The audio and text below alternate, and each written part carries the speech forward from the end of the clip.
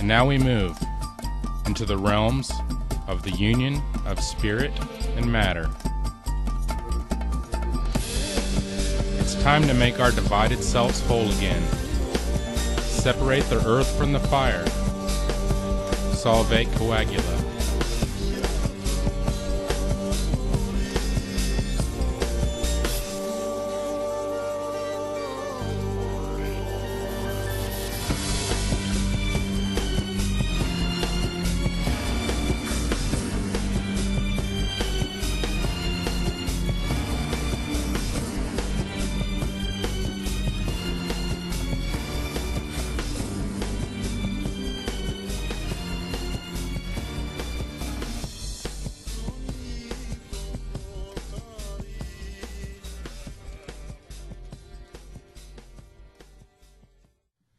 In alchemy, we have a very sacred science for bringing the lead of an undeveloped consciousness up to the level of a fully developed consciousness of gold, magnificent and incorruptible.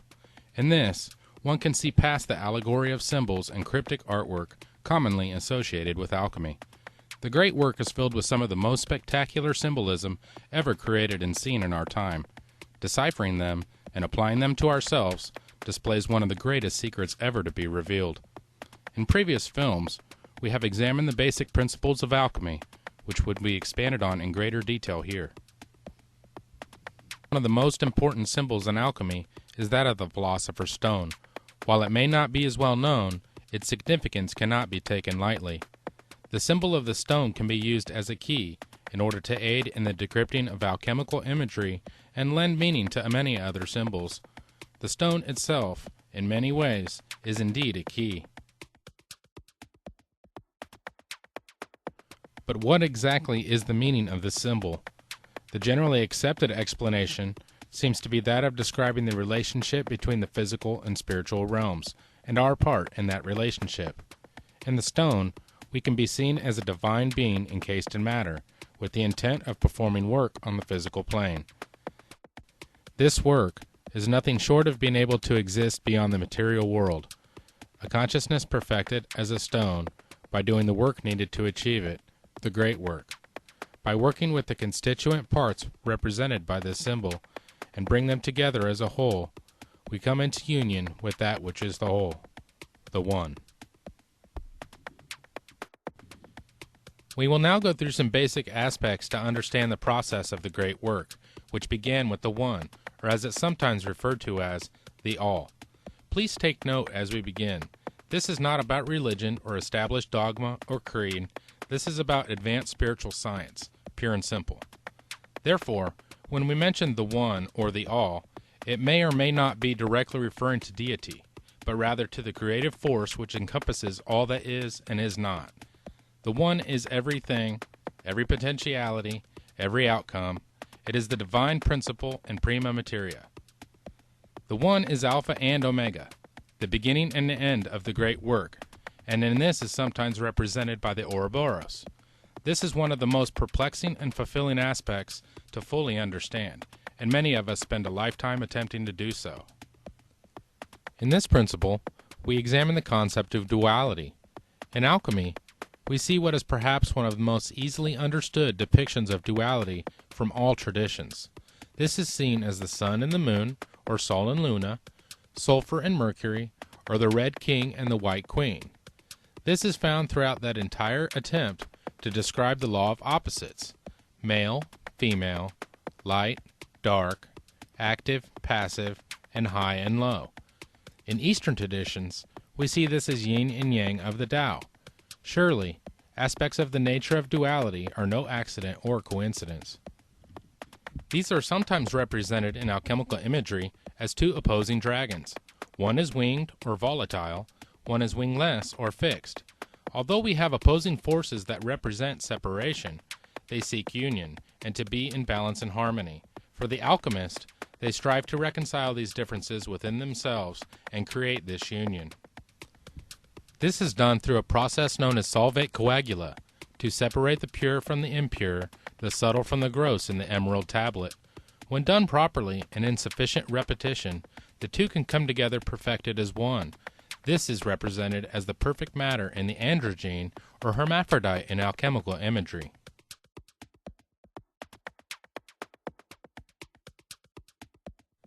Alchemists see this principle as tria prima, or the three primes. These are mercury, sulfur, and salt, or spirit, soul, and body.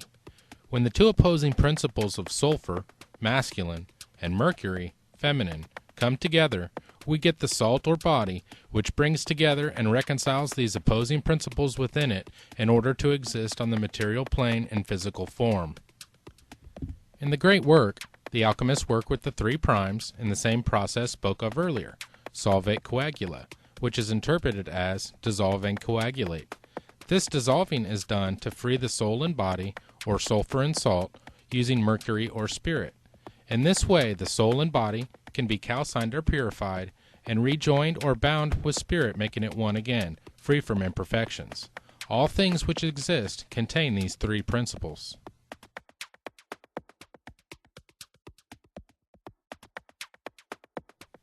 The four commonly known aspects are fire, water, air, and earth as elements, which correspond to the current scientific knowledge of plasma, liquids, gas, and solids. In Kabbalah, these are known as Yod, He, Vav, He, or Jehovah. The fire is our will, the life force or chi as it is seen in Eastern traditions. The water is our emotions, and describes how they can easily flow from one temperature to the next when not under control. The air is our intellect, and the earth is our body or matter here on the material plane. These four aspects encompass many things, and can be used to easily identify areas of our personality which needs refined and how. Balance between these aspects is the key, and when one aspect is lacking, it can be balanced with another as an opposite. All of this builds towards a fully integrated self, capable of refraining from one extreme of the spectrum. In alchemy, the concept of spirit is seen of having great importance. It is viewed as the fifth or additional element to the original four. Modern science at some points accepts this concept and views the fifth element to be what is known as ether, whereas the alchemist knows this element as the quintessence. The quintessence is not only the glue which binds all elements together, it is also seen as what keeps the elements independent of each other. In Kabbalah, this is also known as Shin, which has a quality of fire, and is generally placed right in the middle as Yod, He, Shin, Vav, He. Now that we have reviewed some of the basic alchemical concepts, let's move on and delve deeper into the process.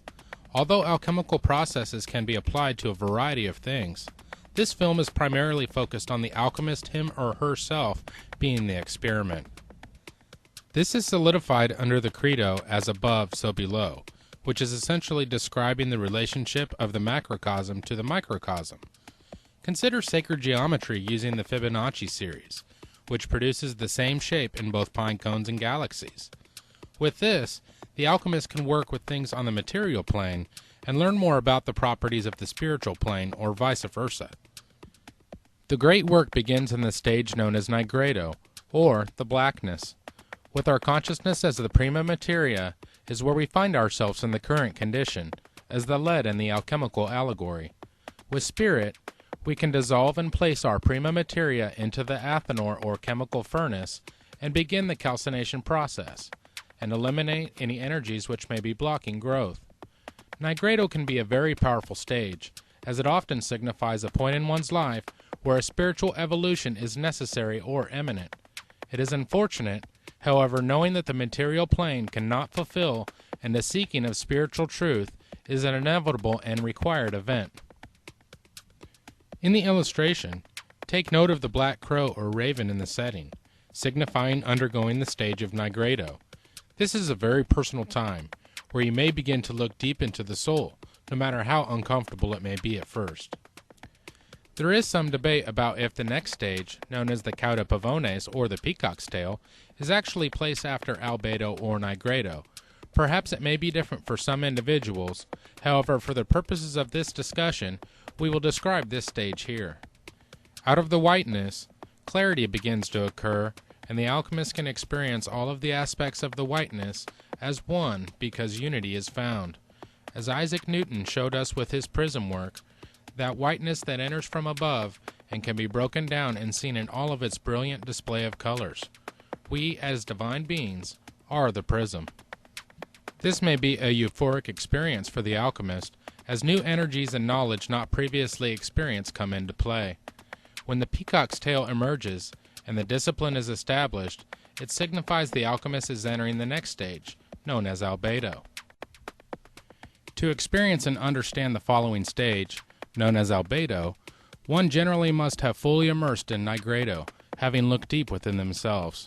The source of all existence appears through the void and is seen as a whiteness or a bright light. This occurs due to the understanding of unity in all polarities, and is seen as the one. In this, the alchemist knows the source from which everything sprang, and is aware of the real beauty of the spiritual path in becoming this unification once again. As was mentioned earlier concerning the two opposing forces, this can be seen as the hermaphrodite or Mercury, which is spirit. Spirit has no gender and is associated with pure consciousness. As albedo continues, spirit begins to coagulate with matter, and the volatile is becoming fixed. This is done when our conscious mind peers deep into the subconscious and brings it back to the conscious mind to be observed.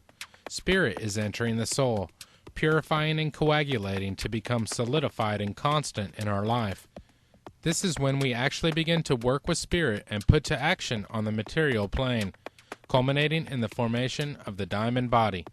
Similar to the resurrection of Christ, this can be seen as a solid body of light, purified and incorruptible.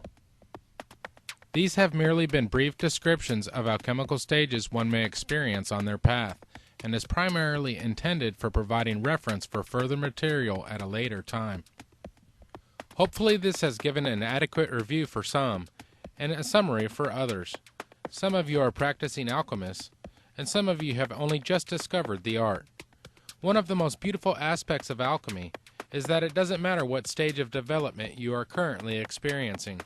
It will take your temperature and prescribe you a most relevant remedy. At this time, it is appropriate to mention one of the reasons for secrecy in this sacred art. If you are seriously considering undertaking the great work, please keep in mind that this is not a journey for the weary. One should take into account the things being said here for developing in a healthy and balanced way. This is important for several reasons, especially of which concerns your health and the health of others. If you are not ready to face what may be sitting dormant in your subconscious, then you should proceed with caution, as they will without a doubt emerge through the alchemical process. Alchemy is able to take you where you need to go, but you need to be ready to go there and confront them once and for all. This may seem trivial at first, but it needed to be said so there can be understanding of the road ahead. Until you are well versed in the creation of elixirs and medicine, do not ingest or have others ingest what you have created. This even includes what may be seen as a harmless herb used in plant alchemy, for example. Some of them may have negative effects if used improperly. It is important that you are entering your study of alchemy with the proper intentions. Do not be seeking after material treasures, social status, or psychic abilities. Come to alchemy with an open mind, an open heart, and open hands, free from any expectations, and allow the natural process to reveal and unfold for you. One of the fundamental aspects of where your journey begins is with observation, which is your complete attention on your thoughts, on your feelings, and on your actions. Begin just by placing your total attention on what you are thinking right now, on what you are feeling right now, or what you are doing right now. Start with one at a time, and don't place too much emphasis on accomplishing all three at once, as they are also helping you determine which one of the three you are most receptive to. What is most important is the length of time you are able to keep your attention on a thought or feeling, even to the point where you are observing the transition from one thought to another. These are key moments, as they are frequently a time when attention is broken. Learn to notice signs that the attention is falling away, and bring your conscious mind back to observing that thought or feeling. Now is the time to be honest with yourself, or there will be little growth. The purpose of observation is increased self-awareness. While its benefits are obvious, you are about to be aware of all aspects, and that frequently means things that you do not like about a thought, feeling, or action. Try to notice if it's originating from the self or the ego. Is it a need or is it a want? Now that your full attention is placed on it, as difficult as it may sound, accept it, embrace it, and view it from an outward perspective. This is what separates everyday life with alchemy, which you are aware and you plan to take action upon it. An alchemist should always welcome these energies, find an alternative energy to give it new form, and transmute it through an opposing principle. This is where the recognition and utilization of archetypes can be beneficial, as you will soon be met with resistance to changes you know are beneficial to the self. This resistance occurs from the ego. This may be one of the first times that you have allowed illumination of consciousness onto your ego personality, and as you can imagine, it is beginning to feel a bit threatened. The ego is a survival mechanism which is built in, and in many cases really does feel it has its best intentions in mind. Develop your ego so that it becomes flexible, and allows itself to be molded by your conscious input from the self as well.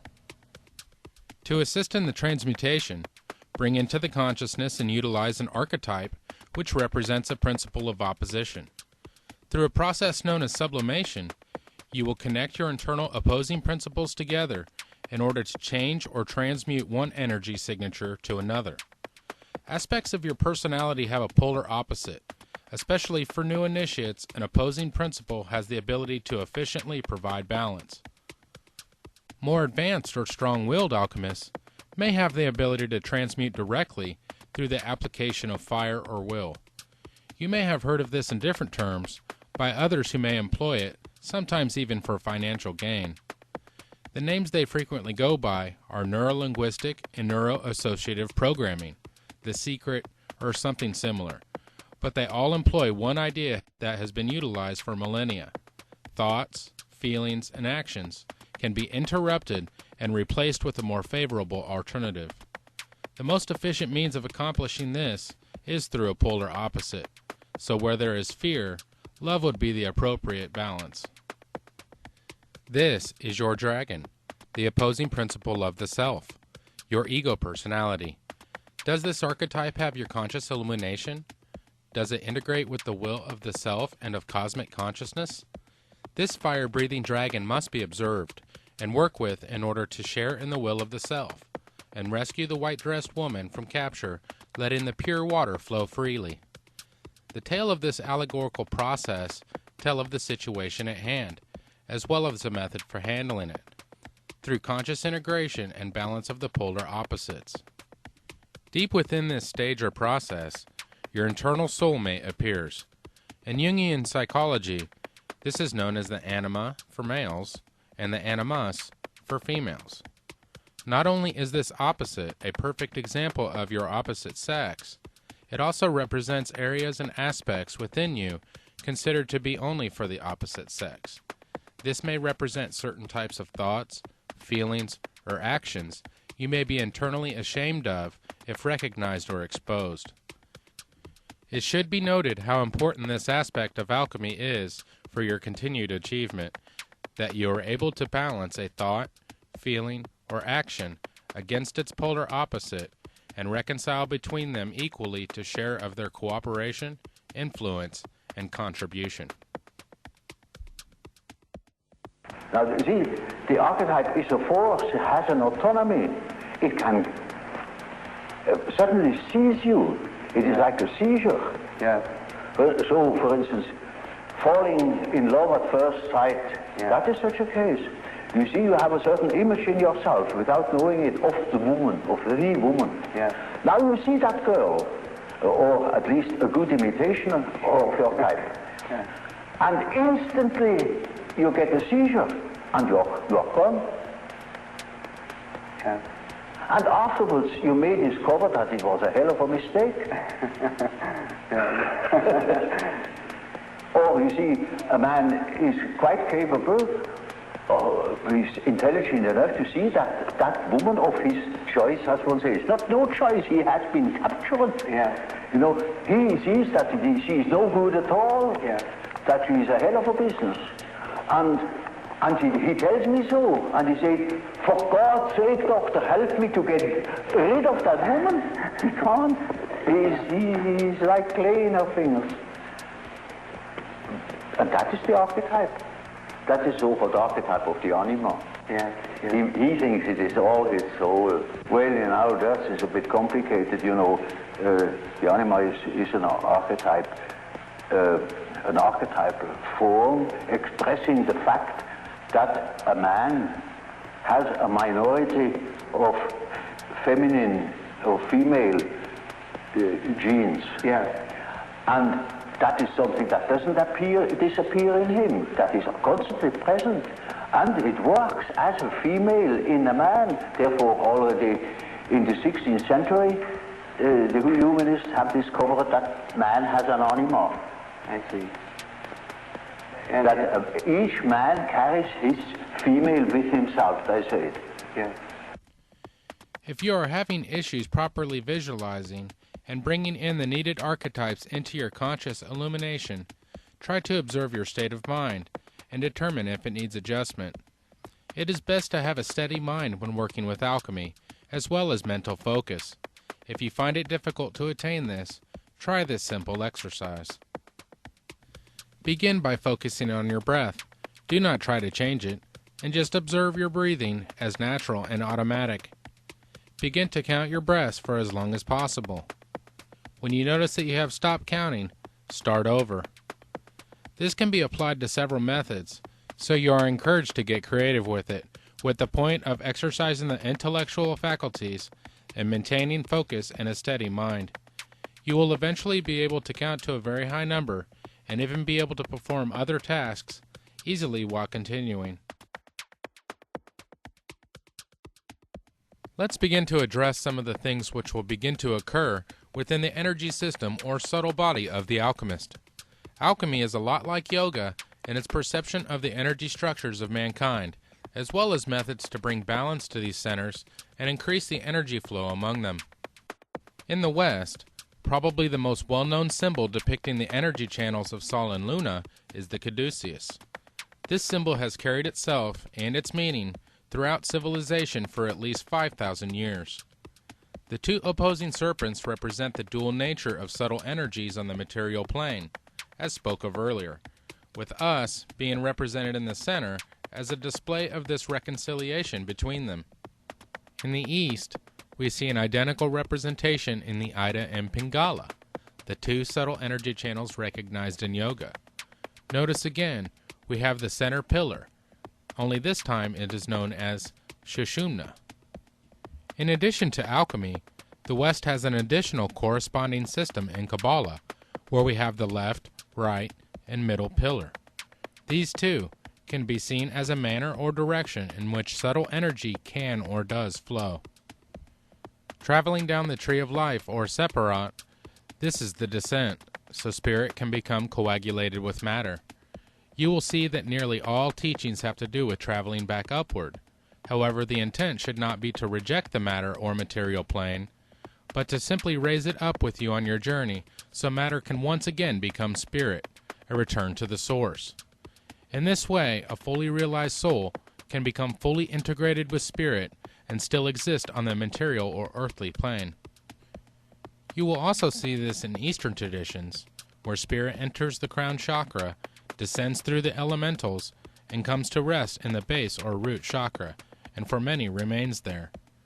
So in the East, the goal is to raise the matter or body back up to the crown chakra, gaining the highest level of consciousness. This process is the same in alchemy, of course, where the lead is the base or root chakra, and through mastery of the physical, mental, emotional, and spiritual planes, one can raise their consciousness to the level of gold through the process of spiritual alchemy, which is done primarily through the application of heat, fire, or shen. As the energy rises naturally and begins to flow uninhibited, the perfect matrimony can occur, and is all about the mystical union. As you can see from the chart, the middle pillar stands as your mode of balance between forces. If you are male, balance your fire with water, and you will be air. And for females, balance your water with fire, and you will be air. In the elementals, When fire and water combine, you have air or vapor. Taking this path up the tree is the middle path. Not the left hand, not the right hand, but working in balance with the forces of nature and creation. All paths eventually lead to one destination. However, taking one polarized path can lead one through vices, hardened materialism, and thorns, while taking another polarized path can lead one through the clouds, high above and forgetting the importance or even some cases even hating or despising our material existence. One who is watery in nature may have a difficult time with intellect, and one who is fiery in nature may have a difficult time with emotions. The middle path allows one to walk with their head in the clouds with their feet planted firmly on the ground. This is a highly spiritual nature, with grounded understanding of the importance of who we are and why we are here. This is a perfected union of spirit, volatile, and matter, fixed, often depicted by the androgyne or hermaphrodite. Depictions of this is also seen in the Tarot, as the High Priestess, which corresponds to the hidden sphere of Thoth on the Tree of Life in Coagula. Notice she is holding the Torah in her hands. In esoteric philosophy, the one became two in a mystical act of expansion and expression, the law of opposites and dynamic tension of the created universe. Yet we also see countless observations of the importance of making the two into one, a return to the source and its nature of being in pure and unconditional love. All duality seeks union, conscious or not, and this was an original intention of separation itself. As energy begins to move back upwards, we see an amplitude increase in the active current begin to take place in our energy channels.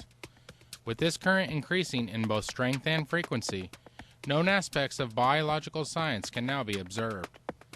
Let's take this opportunity to actually look at some science taking place, in hopes that we can gain a more rounded understanding of the process.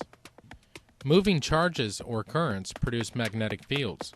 A constant current produces a constant magnetic field, while a changing current produces a changing field. We can go the other way and use a magnetic field to produce a changing current, as long as the magnetic field is changing. This is what induced EMF is all about. A steady changing magnetic field can induce a constant voltage, while an oscillating magnetic field can induce an oscillating voltage. We should keep in mind these two facts. An oscillating electric field generates an oscillating magnetic field. An oscillating magnetic field generates an oscillating electric field. These 2 points are the key to understanding electromagnetic waves. An electromagnetic wave, such as a radio wave, propagates outward from the source at the speed of light.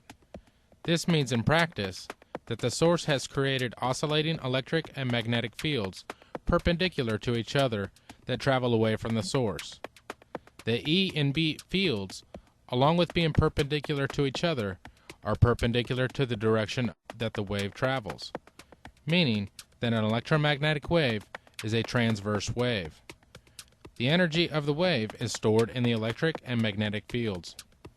As human beings, we have a polarized nervous system, known as the parasympathetic and the sympathetic. It is a closed-loop electrical system to carry signals to and from the brain, other organs, and glands.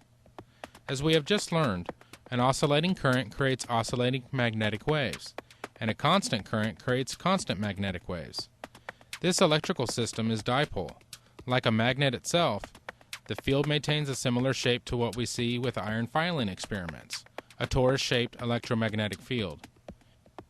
Being grounded can therefore have an even more literal meaning, as attaching an energy channel's ground will complete the circuit, allowing for current and frequency of the wave to take shape.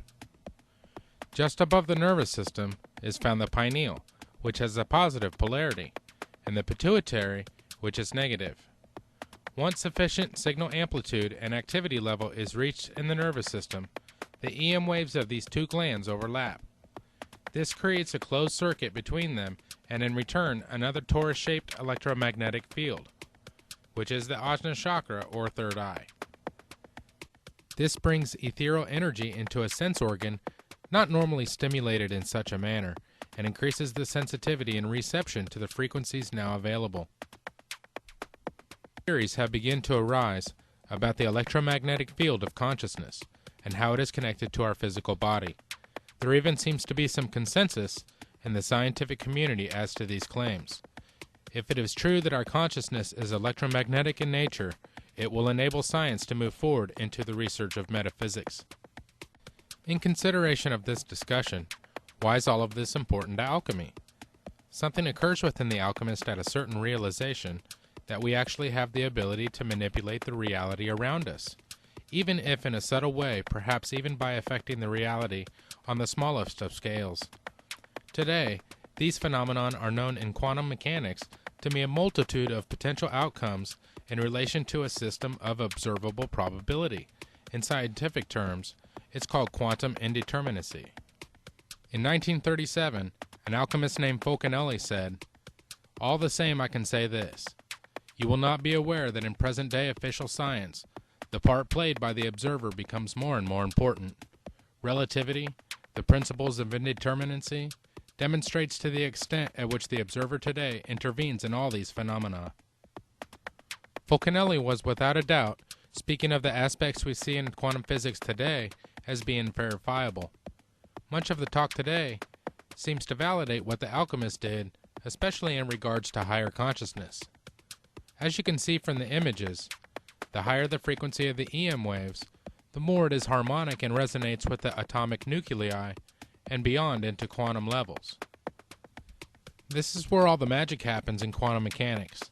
There are particles which seem to come in and out of existence, or transform seamlessly to and from a wave. It appears when consciousness is powered by a fully active subtle body system that it has more effect on quantum indeterminacy.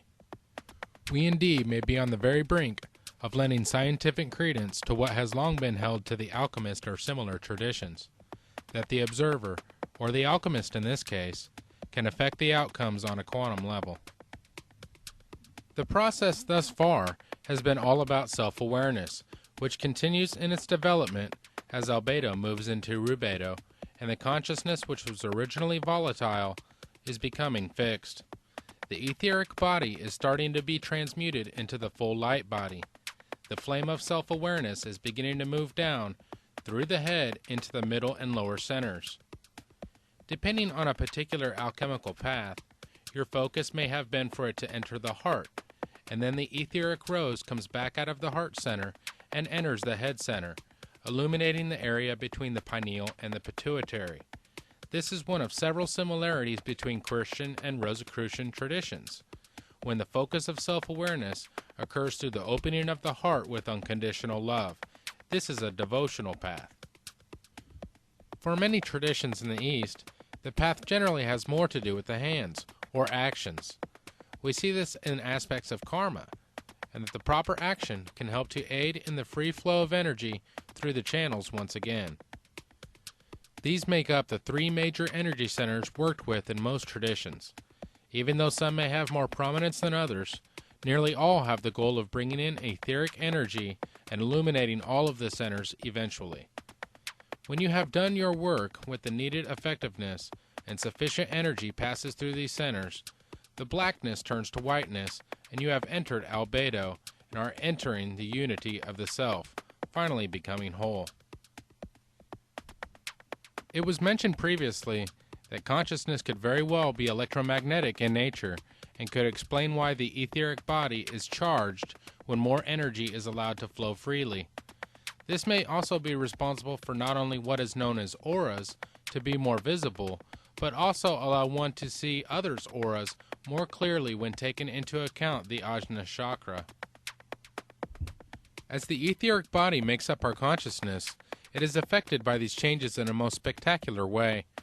Lucid dreaming, astral travel, and OBEs may become very frequent occurrences. Your consciousness is energizing and solidifying, becoming intricate, complex, and literally hardening into a stone.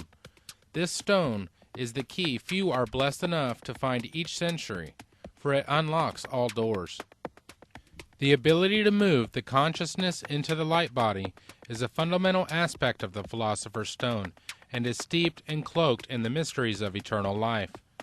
Because the consciousness is hardened into a stone and body of pure light, as the original physical body may fail, the self-awareness is eternal. This is the stone, in all of its glory. It is the Holy Grail so many seek out with their heart. If you recall, when we discussed the symbol of this elusive stone, we spoke of it being able to help a new initiate in decoding the alchemical imagery. Very quickly, you will gain an inner knowing of the different symbols and their meanings. However, an intellectual understanding lays an important groundwork for making associations in the consciousness. As you are most likely beginning to notice, the knowledge of the process and the imagery display an unmatched form of communicating details of such a subtle and spiritual science. The entire process is summed up with one image, and it's doing its very best to describe a result. Describing what occurs when one gains the stone is not possible with human words or functions. However, it can be experienced on a personal level in a way that could never be spoken or written about. Your journey began in the blackness of Nigredo, yet here you are, having allowed your spirit to dissolve and then coagulate until albedo has given way to rebedo, the redness. This is nearly the completion of the great work, and the opposing principles within you are fully reconciled. Do not be surprised or worried if you take a step back along the way. In most cases it is for the better, and passing through these stages is much easier the second time. After you have reached this point, remember, one door opens many, and although your journey has required endurance, there is something major at the forefront of your soul and consciousness. The journey is not over. There's still one union that makes up the true purpose of them all, and is the completion of this alchemical genesis. It is now time to come full circle and experience the true source of all, and return to it when it's time. The union of opposing principles within you is only part of the reason of our existence, and is a stepping stone for fulfilling it to its entirety. The mystical union of opposites between the personal and cosmic scale, that is to say the microcosm and macrocosm, is none other than the self and the one.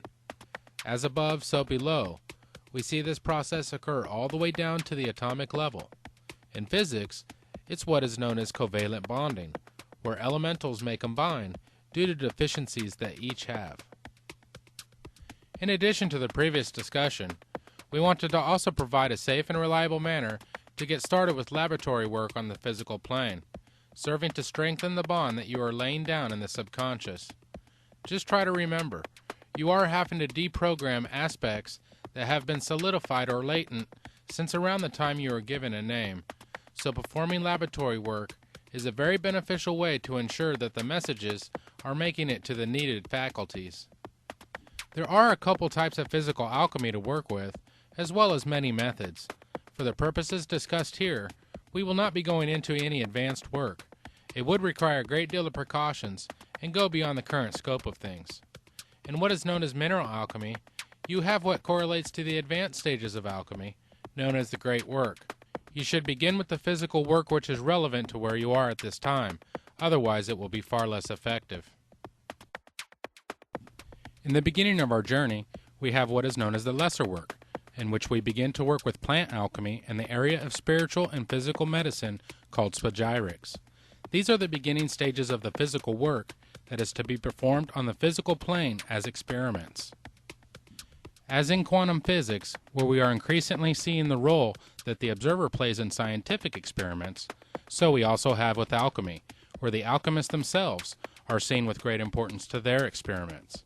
In fact, this is what separates the creation of an elixir from that of merely a tincture, which can be found at many health food stores. It is this interaction with the subtle energies of the alchemist which greatly adds to an elixir's spiritual and medicinal benefit. Remember the motto Solvate Coagula. This is put into practice here. The plant or herb used contains a dual nature, its soul or essence, and its body or matter. You will use or add spirit, in this case alcohol, to separate them for purification and later to hold them together when coagulated. In the creation of a true and basic elixir in plant alchemy, you will do the following. But first, you will need some materials to get started. A mortar and pestle, or something similar, for grinding the herb. 1 ounce of the herb of your choice, according to the qualities of healing you are creating the elixir for. For example, the sun, you will use an herb that is ruled by the sun. an 8-ounce jar, such as a mason jar, a bottle of grain alcohol or high-proof vodka for separation, a glass pan for calcination, a fine filter for separation of the liquid from the plant matter. Coffee filters will do. A funnel will also make the transfer for the solution easy, and a bottle, preferably with a dropper, for dispensing the elixir. When you are ready to begin, read through the following steps several times and familiarize yourself with them. This is also done to enter a certain mind state for the metaphysical operations you are about to undertake. Let's say you are creating an elixir with solar properties. Begin first with a prayer or meditation on the qualities of the solar principle, and ask that these qualities may be perfected in you through your experiment. Hold this state and begin. Take an herb which is ruled by the sun, such as eyebright, during the day ruled by the sun, which is Sunday, and during an hour ruled by the sun, and place the herb in a mortar and pestle. Begin to grind down the herb to a fine powder, meditating on your salt or body being used for the work. Your soul is being used for your intent, and are being blended with the energies of the herb through your work. At the same time, the process and vice versa is being done to you, the union of both yourself and the herb with its qualities.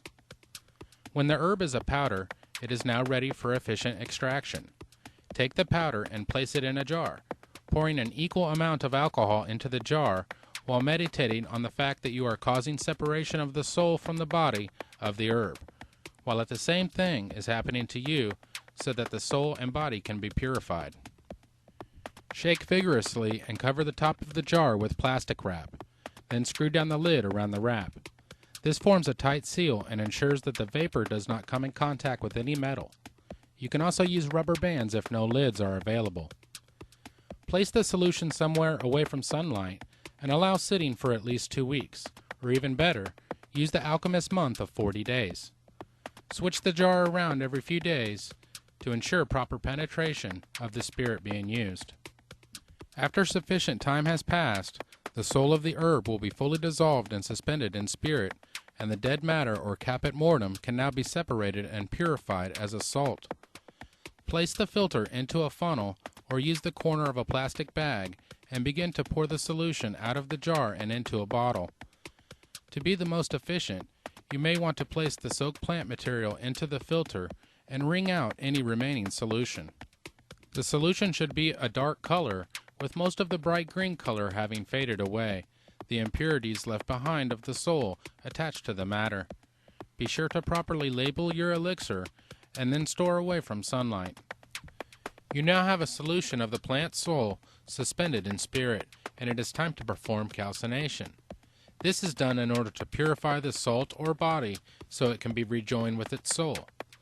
Throughout this process, you have been closely observing the stages that spirit, soul, and body have been working with the plant. Through resonance, you are attuning to these stages yourself with your subtle energy. At the same time work is being performed below, it is being done above as well. Remember, you are in nigredo and beginning to look at the constituent parts of the whole individually. To begin the next stage, it is good to have adequate ventilation, or even better, perform the task outdoors as smoke will be created. On the appropriate ruling day and hour of the herb, put the soaked plant material on a fire-safe glass pan or similar container, then place your fire or will on the matter. The spirit will act as a fuel and ignite the calcination process, quickly blackening the matter. Meditate on the aspect of placing your consciousness on your impurities. Stir occasionally with a metal rod or butter knife until the spirit has burned off and the matter is dry and blackened. You may see small spots of whiteness and purity beginning to appear. Take the blackened matter and place it in your mortar and pestle, grinding the salts to a fine powder and breaking it down further into its parts. Place the powder back in the pan and drip a small amount of spirit or alcohol on it and place fire against it again, allowing it to calcine as before. Repeat this process as needed until the powder has become as white as possible. Observe closely during the calcination process and meditate on our previous discussion concerning applying heat to ourselves. This helps burn off impurities of the soul and body during nigredo, until we begin to see the whiteness appear through the blackness and enter albedo. The pure white salts can now be stored away from sunlight and are ready to use. Again, be sure to label appropriately. If you are ready to complete the process and begin taking your elixir, begin on the ruling day and hour for the herb being used in the elixir, and place a pinch of the salts in a spoon. Use the dropper to soak the salts with the soul or essence of the herb, and the spirit will coagulate the soul and body to recombine completely purified. Meditate for a moment concerning the completion of this process being done. You have brought it from the beginning to this point over the past couple weeks, and have captured the process into a consumable talisman to take in its subtle energies. You can now take the elixir. In all likelihood, you will not see any effects of the talisman at first. Alchemical or spagyric tinctures are very subtle. You will see the benefits quickly of anything related to the physical properties of the herb being used. However, the spiritual properties may begin to manifest in other areas, such as meditation or dream states first. The important thing to note is that you have fully begun the appropriate process for initiation and started to awaken your subtle faculties. To help you develop in a balanced way, it is suggested that you create an appropriate tincture for each day of the 7 days prior to beginning taking them. This is most easily done by having all of your supplies together and creating them one per day, each day, beginning with Sunday. As stated previously, you should have a working knowledge of the herbs you plan to use in your elixir. If you would like to get started with the ones shown here, which are safe unless you are pregnant or nursing, their names are as follows. Eyebright, a memory aid and anti-inflammatory. Watercress, an antioxidant, an expectorant, and digestive aid. Watercress also has anti-angiogenic and cancer-suppressing properties. Basil, an antioxidant, anti-cancer, antiviral, and antimicrobial. Basil also reduces platelet aggregation.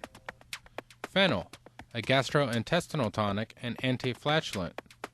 Lemon balm, an antibacterial and antiviral. Passion flower, a sedative and analgesic.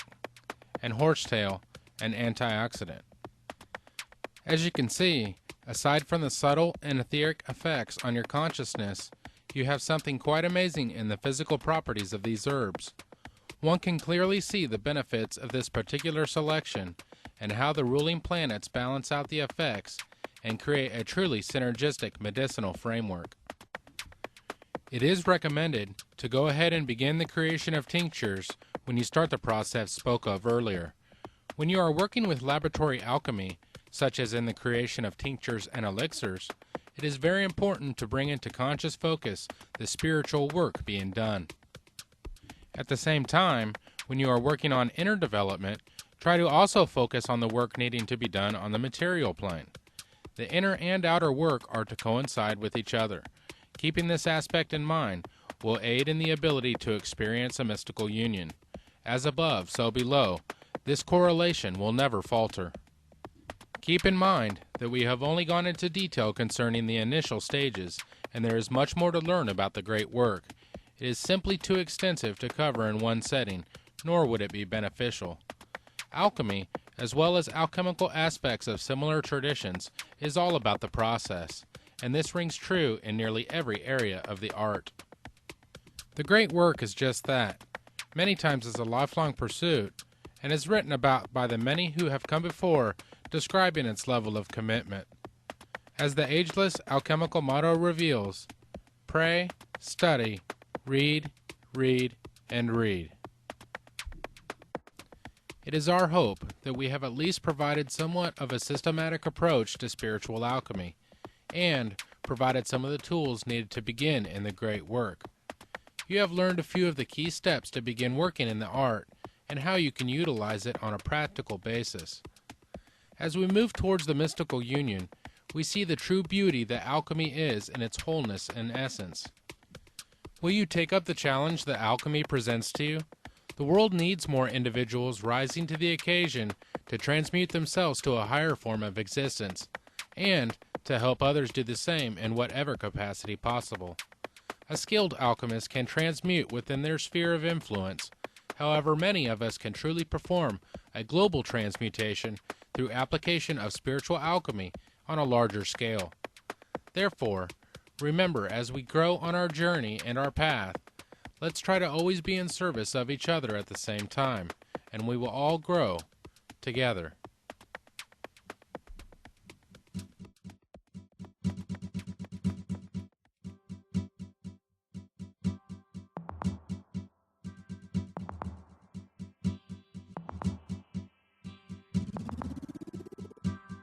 You see issues, we see chances. We see open doors, you see fences. We see brotherhood and divine order. You see chaos and manslaughter. Together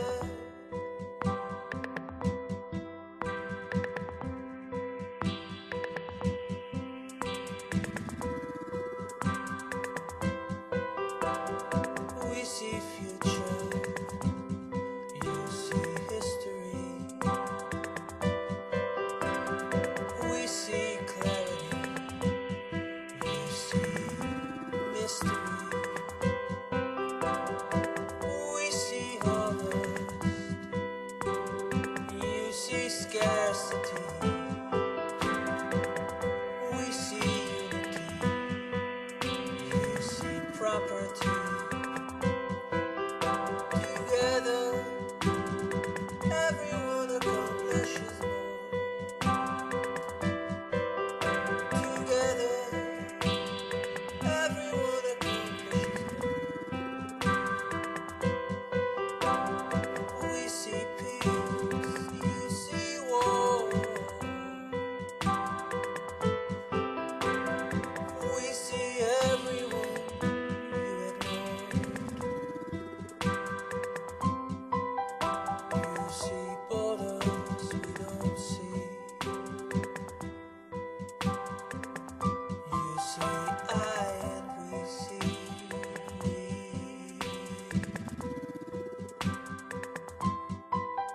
Together, everyone across.